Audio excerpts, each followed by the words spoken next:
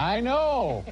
My next guest is a talented comedian who can be seen starting tomorrow at the Comedy Castle. Lord, I wish I was there now. Please welcome, for the first time on this program, comedian Dennis Wolfberg.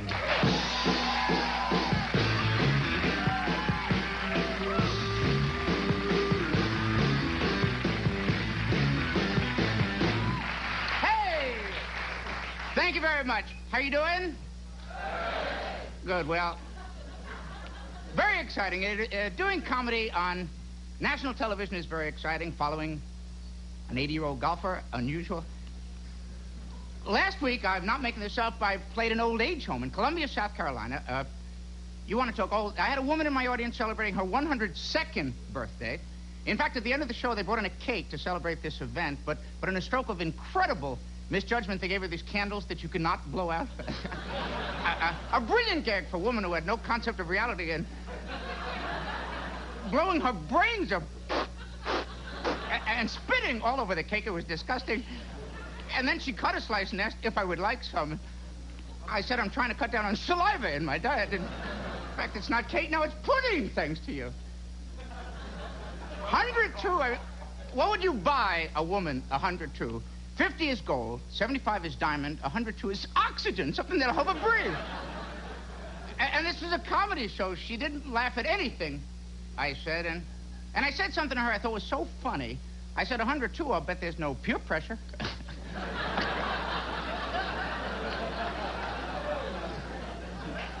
That's comedy. I have not always been a comedian. I was a school teacher for 12 years here in New York City.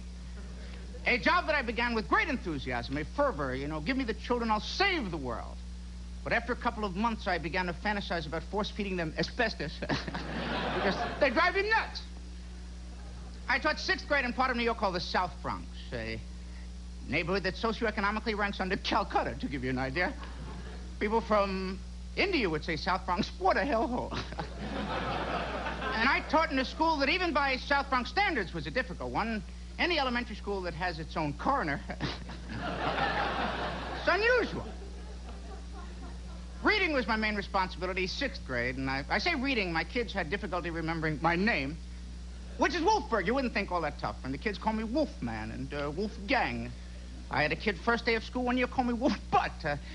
He said, hey, Wolf Butt, we got homework tonight. And I said, the name is not Wolf Butt, it's Wolfberg, and what's more, it is Mr. Wolfberg. And the kid said, how am I supposed to know you're married? Then they gave me the slow class for 6 consecutive years. Not special, just slow. I used to think of them as stationary, motionless. They grouped them according to intelligence tests, and the whole concept of intelligence testing always amused me because at the low end of the intelligence spectrum, where I taught, they had categories they were called, in order, I'm not making these words up, they're called a moron, imbecile, and idiot. This amused me because conceivably you could have an imbecile who was working very hard to become a moron.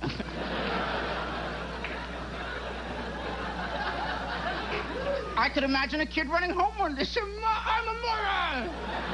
That's how we knew you could do it!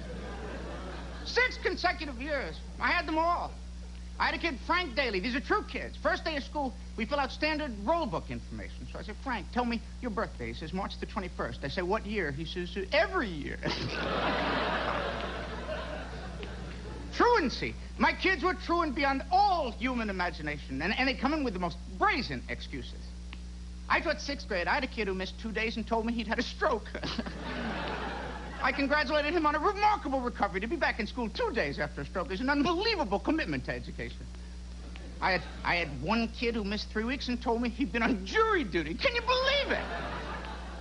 They assume you believe anything they tell you. And when I said I would teach them, at the 6th grade level, I would teach them how to write what they call original research reports. And I say original research despite the fact in 12 years, I never got anything handed in that even remotely qualified as original research. You give them a subject, they go to the nearest encyclopedia and they become stenographers. and they hand this in assuming you cannot detect blatant plagiarism. I had a kid, James Drucker, hands in a report on the country Peru that began with a sentence, get this, Peru is epistemologically, 6th grade, attempting to deal with the long-range effects of a protracted economic depression. I say to myself, might this be copied? Who's to say? This kid don't talk good, but put a pen in his hand. He's another Hemingway. What a metamorphosis. I had never seen a transformation like this.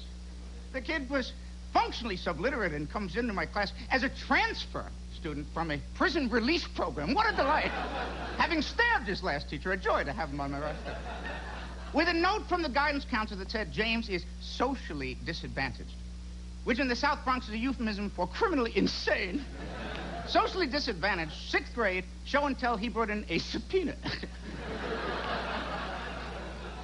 And the guidance counselor said you must gear the curriculum to meet his needs. I figured I'll teach him plea bargaining. This will certainly be helpful. Gear the curriculum. I'll teach him how to write a good ransom note. This will certainly come in handy. If you ever want to see your son alive again, comma. Thank you very much.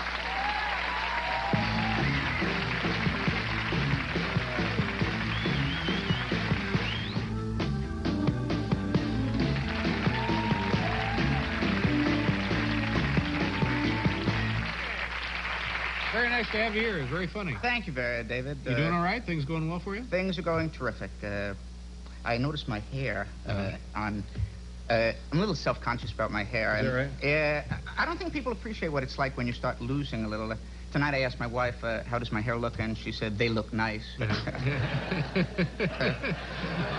Is it true that your wife is also a comedian? My wife is also a comedian. Jeannie McBride is her name. And Jeannie McBride? Jeannie McBride. How does that work out, having a... Well, for the moment, things might change a little. She is expecting. Oh, that's nice. Congratulations. Yes. Thank you very much. Kind of simple. And so we travel frequently together. We haven't been married all that long to have a child expecting. Although we lived together for a little while. A year and a half we lived in sin. Well, the Bible says premarital sex is a sin. My wife says the way we did it, it was a crime. Right. Okay. Well, tell you what, we'll do another commercial and then we'll be right back.